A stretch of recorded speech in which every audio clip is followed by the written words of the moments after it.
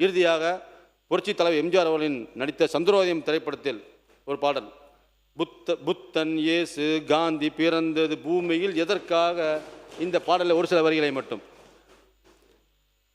நிழல் வேண்டும் போது மரம் ஒன்று உண்டு, பகை வந்த போது துணை ஒன்று உண்டு, இருள் வந்த போது விளக்கொன்று உண்டு, எதிர்காலம் ஒன்று எல்லோருக்கும் உண்டு, உண்மை என்பது என்றும் உள்ளது தெய்வத்தின் மொழியாகும், நன்மை என்பது நாளை வருவது நம்பிக்கை ஒளியாகும்.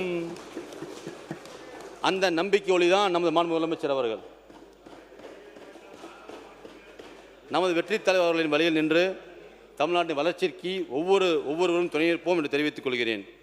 இத்துறையின் மானிய கோரிக்கை பணிகளை சிறப்பாக மேற்கொள்ள உதவியாக இருந்த தலைமைச் செயலாளர், நிதித்துறை கூடுதல் தலைமைச் செயலாளர், மாண்புமிகு முதலமைச்சர் அவர்களின் செயலாளர்கள், துறையின் கூடுதல் தலைமைச் செயலாளர் திருமதி அமுதா அவர்கள், தமிழ்நாடு நுகர்வோர் வாணிபக் கழகத்தின் நிர்வாக இயக்குநர் திருமதி ஷில்பா பிரபார் அவர்கள், தமிழ்நாடு சேமிப்பு கழகத்தின் நிர்வாக இயக்குநர் ஜான் லூயிஸ் அவர்கள், உணவு மற்றும் நுகர்வோர் பாதுகாப்புத்துறை இயக்குநர் திரு சிவராஜ் அவர்கள், குடிமைப்பொருள் வழங்கல் குற்றப்புலனாய்வுத்துறையின் காவல்துறை அதிகாரி திரு ரூபேஷ்குமார் மீனா அவர்கள் மற்றும் அனைத்து துறை சார்ந்த அனைத்து அலுவலர்கள், பணியாளர்கள் மற்றும் எனது குடும்ப உறுப்பினர்கள், உதவியாளர்கள், நண்பர்கள் அனைவருக்கும் மனமான நன்றியை தெரிவித்துக் கொள்கிறேன்.